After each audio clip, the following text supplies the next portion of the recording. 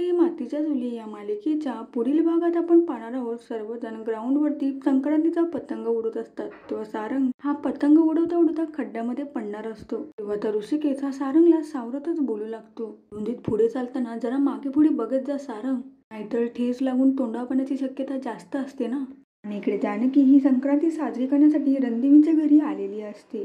तेव्हा अवंतिका ही जानकीला आनंदानेच मिठी मारते आणि दुसरीकडे ऐश्वर्या ही आजीना सांगत असते त्या जानकीचा अपमान तर होणार, पण जेव्हा अवंतिका हे ताट त्या जानकी समोर घेऊन जाईल.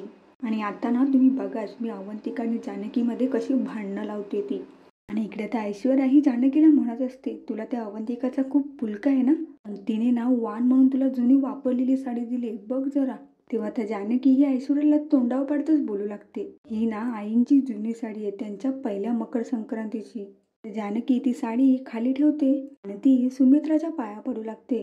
तेव्हा त्या सुमित्रा सुद्धा जानकीला आशीर्वाद देते. तर प्रेक्षकांनो, अशाच मालिकांच्या अपडेट सर्वात आधी पाहण्यासाठी आपल्या चॅनलला सबस्क्राईब नक्की करा आणि जर काही व्हिडिओ तुम्हाला आवडली असेल तर व्हिडिओला लाईक नक्की करा.